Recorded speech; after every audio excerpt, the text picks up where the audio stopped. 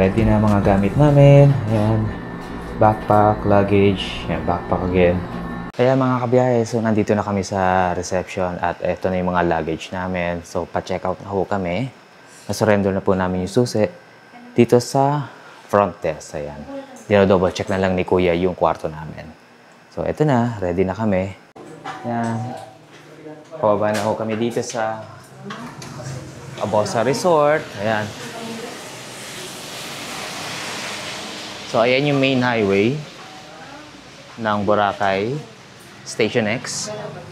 Ayan. Nakalabas na ho tayo dito sa ating hotel accommodation dito sa Abosa Resort. So, ngayon, on today's video kasi, mga kabiyahe, is so, ilang oras po ba ang kailangan natin ialaan from here sa Boracay papunta ho doon sa Katiklan Airport. Alam mo naman po natin lahat is ayaw natin maiwanan ng eroplano. Bibigay ko po yung actual time. Mag-i-start yung timer po natin. Once po, pagsakay natin dito sa mga e-tricycle ho dito, papunta sa Tambisaan Port. Yan. Okay, o sige. Kukuha na ho kami ng tricycle. And again, mga kabiyahe, this is a DIY. Gagawin po natin. Wala po kaming mga special transfer services, all DIY. And ibibigay ko po sa inyo yung mga updated na pamasahe, di ba? From the port, yan, mga tricycle sa port at kung magkano. Okay, sige, sakay na ho kami. Mag-i-start na po yung timer natin once na pagsakay natin ng tricycle. Yan, nandito na kami sa Station X. Ayan na si Kuya. Kinuha na yung luggage namin. So, yung pamasahe is 200 pesos. Bali, ang oras natin is 6:04 ng umaga. So, 6:04, start na natin po yung time. Ayan na. Bye, Boracay! Bye-bye! Bye-bye! And the current situation ngayong umaga, mga kabiyahe, is maulan. Kasi kanina, gumising po kami na around 4:30 ng madaling araw. Sobrang lakas po ng ulan. Ngayon, medyo ambon-ambon na lang. Pero kanina, sobrang lakas. So, kung balak nyo pumunta dito sa Boracay, this habagat season, ito po yung mga may expect nyo. Talagang maulan po talaga ngayong season na to. So, ngayon, papunta na tayo sa Tambisaan Port. Mga kabiyahe, so nandito na tayo sa Tambisaan Port. Ayan. So, estimate time natin is 6:12 from Abosa Resort papunta dito sa Tambisaan. Okay, so bibili na tayo ng boat ticket and terminal fee. Okay. Kaya mga kabiyahe, so ito yung sitwasyon ng Tambisaan Port. So, dito kami nag-drop off. Akit lang ho kayo dito. Papunta dito sa verification counter. Ayan. So, ayan. Magbabayad na si Mrs. ng boat ticket here and terminal fee. Ayan po. Ano lang po?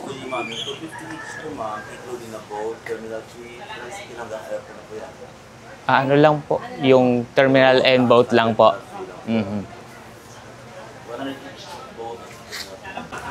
Ayan mga kabiyahe, so conscious na lang po. Pagdating kasi dito sa Tambisaan Port, although dito kasi nagbabayad po tayo ng terminal fee and boat fee, they offer kasi ng parang package. Ang package kasi nila from Katiklan, may kasama na kasing Katiklan Airport na transfer. Ang price po kasi is 250. Yun, kasama na po yung parang transfer talaga from terminal fee, boat fee, at pagdating ng Katiklan, meron po siyang transfer from Tabon Port papunta ho doon sa airport. So, 250 is quite expensive po yun. So, just an update mga kabiyahe is yan, nagpipill up na po si Mrs. ng boat ticket, yung mga pangalan po namin. So, quick update doon sa price. Ang price po pala ng terminal fee here sa Tambisaan Port is 50 pesos. Then yung boat fee is 50 pesos each. So lumalabas per pack is 100 pesos lang. So 300 lang po yung magagastos natin dito sa Tambisaan Port. So, versus do sa 250 na in-offer nila rito na ano, na boat ticket here. Ayan, nakalagay dito, nakapaskil po dito sa kanilang counter. Caticlan Airport Transfer, 250. Yun, sama-sama na ho yun. Hanggang sa airport. Diba? 250 versus 100 pesos. So, 150 ang ano, diferensya. Okay, nakapag-fill up na si Macy's at proceed na po tayo doon sa pinaka ferry boat. Okay. Ito na. Punta na tayo dito sa kanilang boat ticket. Ayan, kukunin na natin yung ano, parang seat number here. Ayan. Ayan. Ito, May. Dito. Dito yan. Kuha lang tayo ng boat ticket. Ayan, ayan si Mrs. Ayan, nakakuha na. Nakasecure na tayo ng boat ticket. Okay, anong boat, May? Anong pangalan? Ha? Pilipa. Okay, sige, ito na. Hindi ka na. Okay.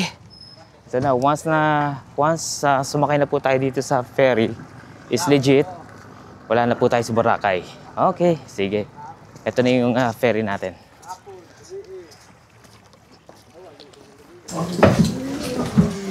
Yan, nandito na tayo sa loob ng ferry. It's 6:21. I hope na makita nyo po. 6:21 na po ng umaga. Yan po.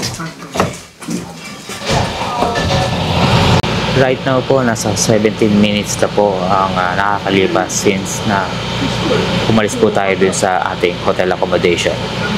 17 minutes.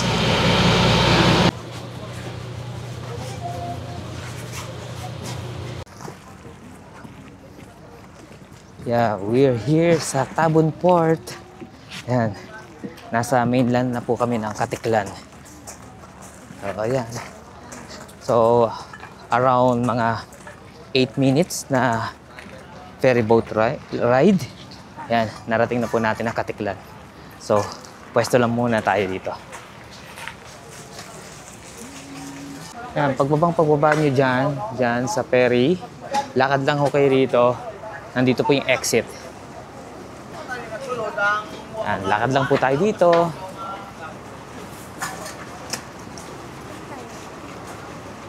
Dun po. Dun yung exit. Diretso lang.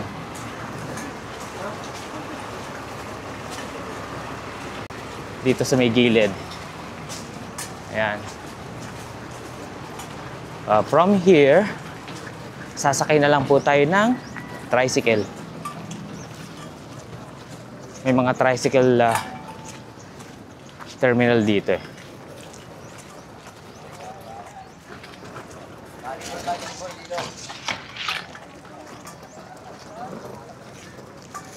Ayan, dito. Dito, tawid. Dito yung mga tricycle.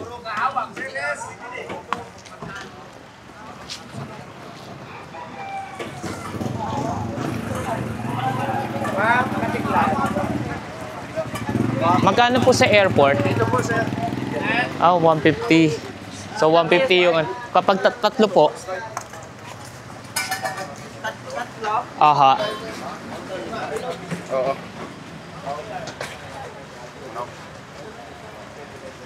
Magkano po kapag tatlo? Ay po. Tanong mo kami kung magkano yung tatlo. Boss! Ay, sorry. Wait lang po. Magkano yung tatlo? Magkano po yung tatlo? 300? 300. Bata po eh.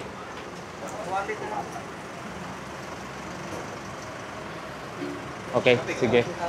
So dito mga kabiyahe, so sa labas ng Tabon Port, makikita nyo itong parang TODA station nila for tricycle. Yan, 2 persons, 150, 3 to 4, 300. So bata naman po yung kasama namin, si Tiffany.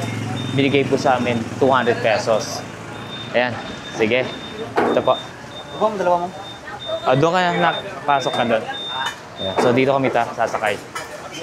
Apo, thank you.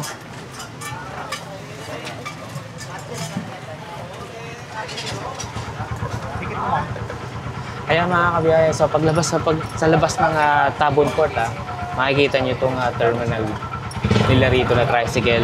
So, again, kung maaraw at maganda naman po yung panahon, I believe meron naman po kayong makukunan na murang tricycle fare po dito.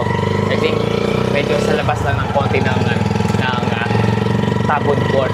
Kasi dito na kami kumuha sa kanilang parang TODA na terminal. So, andun parang meron silang sariling taripa ng mga ilang persons and the price. So, kinagat na namin yung 200 pesos from here sa Tabon Port papunta doon sa airport. Kasi nga, tingnan nyo naman yung panahon. Umuulan na. So, mahirap. Yan, umuulan na po talaga. Ganito yung na-expect nyo na panahon dito sa Boracay kapag habagat dito. Yan, yung maulan. Okay, sige. Hindi ko nakita yung minutes. Pero yung ferry boat ride po natin, it took around mga 8 minutes. Quite maalo lang na po ng konti. Pagdating po natin sa airport, doon, titingnan po natin kung ilang po lahat o ilang minutes po ang nakashow po natin from the hotel papunta sa Caticlan Airport. Okay, balikan ko po kayo.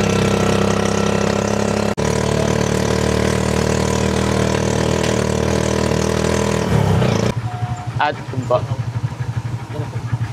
Po. Thank you po. Hindi ko na malaya, nandito na pala. Thank you po. Apo, thank you sir. Okay mga kabiyahe, so narating na po natin ang Caticlan Airport. Ayan, ibibigay ko sa inyo later ko ilang minutes ang na-consume natin from the resort o Abosa Resort sa Boracay papunta dito sa Caticlan Airport. Okay, pasok lang po muna kami. So we are here sa Caticlan Airport. So ito ang sitwasyon ng Caticlan Airport itong umaga. Pakita ko po sa inyo. Yan, this is the Caticlan Airport. Yan. Bali, naka-check-in na naman po kami kagabi. So, nag-purchase lang po kami ng another 20 kilos na luggage. Ayan. So, ibabag drop na lang po namin ito. Ayan mga kabiyahe, so nandito na tayo sa loob ng airport. So, nakapag-final security check na ho kami. Okay, ito na yung result mga kabiyahe. Yung naging travel time natin from Abosa Resort papunta ho dito sa Caticlan Airport. So, umabot po ng 41 minutes and 38 seconds. Ayan, 41 minutes and 38 seconds yung naging travel time natin.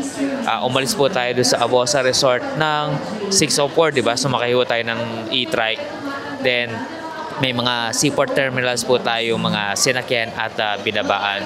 So, again, mga kabiyahe, kung pupunta ko kayo ng habagat season dito sa Boracay, is nagbabago po talaga yung seaport terminal. Okay, kapag manggagaling po kayo ng Caticlan Airport, sasakay po kayo ng tricycle, bababa po kayo sa mismong Tabon Port. Pagdating ng Tabon Port po kasi mga kabiyahe is ito po yung mga kailangan yung bayaran, yung usual na terminal fee, environmental fee, boat fee. Ayan. So, tatlo po yung babayaran nyo po doon. So, kapag pauwi naman, so dalawa na lang po yung babayaran nyo at yung terminal. Ito naman po yung mga terminal na sasakyan nyo. So, from the hotel, from the Boracay itself, sakay kayo ng e-trike, then ibababa po kayo sa mismong Tambisaan Port. Kapag habagat mga kabiyahe, Tambisaan Port, then pagdating nyo po sa Tambisaan Port, dalawa na lang po yung babayaran nyo. Yung terminal fee na worth 50 pesos and boat fee is 50 pesos. So again mga kabiyahe is medyo be conscious na lang po sa mga babayaran nyo lalo na pag-uwi. Kasi pagdating kasi doon sa counter ng Tambisaan is i-offer po sa inyo worth 250 parang transfer service. Kumbaga parang terminal fee, boat fee, plus the tricycle papuntang airport worth 250 pesos. So ang ginawa po namin, binayaran lang namin is terminal fee and boat fee worth 100 pesos lang. 'Di ba mga kabiyahe? So laking menos po yung nangyari. Instead na kagatin namin yung 250, 100 tigwa 100 lang po kami, 'di ba? Imagine mo 250 times 3, 'di ba? Worth 750 po 'yun, 'di ba? Terminal fee 50 pesos and boat fee is 50 pesos. Okay. Pagdating naman, once na nakasakay na kayo ng ferry boat ride, once na nakasakay na kayo ng boat, baba naman ho kayo dito sa may Tabon Port. So ngayon, pagdating ng Tabon Port, pag naman kasi maganda naman po yung panahon, mga kabiyahe, is makakakuha din ho kayo ng murang pamasahe doon sa area po ng Tabon Port Terminal. Yung mga outside the tricycle, pwede lang kayo, makakuha nga ho kayo doon mga 25 pesos per pack lang isang tao lang. So ang nangyari kasi kanina sa amin is pumunta ho kami dun sa parang terminal ng tricycle na may parang toda ho nila. Meron naman pong nakapaskil na taripa. 1 to 2 packs is nasa 200 pesos. And 3 to 4 packs is 300 pesos. So yung nangyari po sa amin, kinuha na po namin yung 3 to 4 pack. So 300 pesos. Since bata po yung kasama namin, so binigay po sa amin is 200 pesos na lang po yung pamasahe from Tabon Port papunta ko dito sa Caticlan Airport. So yun, menos pa rin po kami kahit papaano. So again, depende rin po again kung saan po kayo makakamenos. Yan, at least kahit papaano naibigay po namin yung mga options na pwede nyo pong gawin. So again, in our case, kinagat na po namin yung 200 pesos na tricycle dahil po kasi umuulan. At medyo palakas po kasi yung ulan hanggang dito po sa Caticlan Airport. Okay, so waiting na lang po kami ng flight o yung boarding po namin. We're flying via Cebu Pacific and our flight is around 9 o'clock. So maaga pa lang. So at least kahit papaano, mas maganda na rin po yung maaga dito sa airport kaysa maggahol at maiwanan ng eroplano. Okay, sige, kita-kits na lang po ulit tayo sa NAIA at ibigay na lang po namin uli kung ano po yung magiging experience namin dito sa Caticlan Airport. Okay mga kabiyahe, so boarding na po kami. Ayun na. Okay, eksakto mga 8:10 ng umaga ngayon. Bali, ang flight po natin is 9:05 via Cebu Pacific. Okay, so bus number 30 po tayo. Ito po yun. Bus number 30. Sakay na po tayo dito. Ayan mga kabiyahe, so we are here inside the bus na. So, yan sila Macy's, ayan, si Tiffany. Then, so, ang sistema kasi dito mga kabiyahe, so, yung mga pasahero, ilalagay po muna dito or sasakay muna kami sa bus para yung mga ibang mga pasahero, yung mga incoming passengers from sa airport, hindi na po sila magsiksikan. So, yan, ilalagay na po kami dito sa bus. Then, maghihintay na lang po kami ng mga ilang minutes. Dadali na po kami dun sa mismong aeroplano. So, ganun po yung sistema po dito. Okay?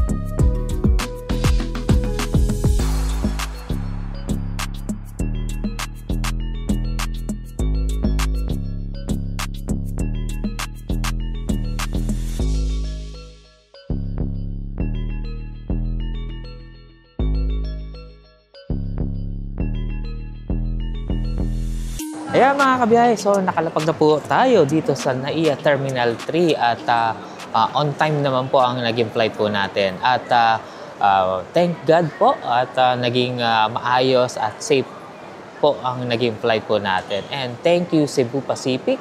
Ayun, so ahead po yung naging arrival po natin, almost 28 minutes. Ayan, so nandito na tayo sa NAIA Terminal 3. So, from Boracay, papuntang Caticlan Airport. So, naging smooth naman po ang naging pagbiyahe po natin palabas ng Boracay. Nakita nyo naman po sa naging videos po natin from our hotel dun sa Abosa Resort. Almost 6:04 na po yung naging start time natin.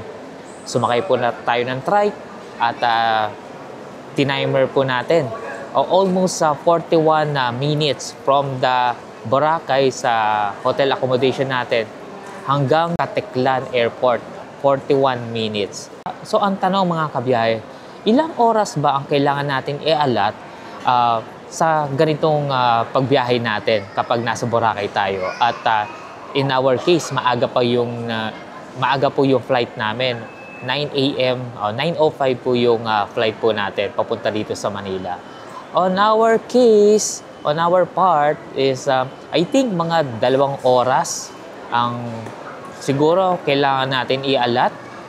Kasi tingnan nyo, almost 1 hour, kulang-kulang 1 hour na rin po yung travel time natin from the hotel papuntang Caticlan Airport. 41 minutes, di ba? Then yung other 1 hour na extra po natin is parang parang relax na lang. Kasi pagdating kasi sa Caticlan Airport, hindi natin masabi kasi may mga security check pa yan. At yan, i-check pa yung mga gamit natin. Ayan, siguro enough na po yung 2 hours na travel allowance po natin. Pag ganyan. So, sa aming case naman po, wala naman po naging problem sa mga bagay po natin at wala naman po naging questions at walang naging aberya. So, siguro enough na po yung 2 hours. Mga kabiyahe, again, case-to-case basis po ha. So, kaming pamilya, ang ginawa po kasi namin is DIY. DIY process. So, wala po kaming mga transfer services. Yun, from the hotel, papunta sa mainland ng Caticlan or airport. So, hindi kami nag-avail po nun. So, again, it depende po sa kung sino po ang kasama nyo po. Kung ang kasama nyo po yung mga bata, mga toddler, lalo-lalo na kapag may kasama po kayong mga matatanda, mga lolo't lola natin, mga seniors, o kaya PWD, syempre, I suggest na kapag nasa Boracay po kayo, kumuha po kayo ng mga transfer services na sa hotels na pag-i-stayan nyo. Kasi less hassle po at maayos po yung magiging travel transfer nyo po from mula sa airport, papunta sa hotel nyo, vice versa. So again, depende po yan sa kung sino ang magiging kasama nyo. So ngayon, pauwi na po kami mga kabiyahe at maraming po salamat sa pagsama nyo po sa amin sa aming Boracay Family Travel Vlog this Habagat Season. Siguro mga kabiyahe, may iwan na lang po akong tanong sa inyo. Kamusta naman po ang pagbabiyahe nyo, lalo-lalo na palabas ng Boracay? May mga naging experience din po ba kayo na maiwanan ng flight? Ano po ang naging experience nyo? So please, comment down below po para mapag-usapan po natin at sa mga future na first time na travelers po natin, at least kahit papano, para magkaroon din po sila ng idea and ma-avoid po yung mga ganong situation na maiiwanan po ng flight. Siguro mga kabiyahe, hanggang dito lang po ang ating video. I hope na nagustuhan nyo po ang lahat ng Boracay Travel Vlogs po natin this Habagat Season. Kasama po ang family. So, maraming po salamat. Again, sa mga hindi pa po nakakapag-subscribe, please click nyo lang po yung subscribe button below and hit that notification bell para ma-notify po kayo sa mga bagong videos pa natin. Okay, hanggang sa muli. Kita-kits! Always stay safe and God bless. Maraming po salamat.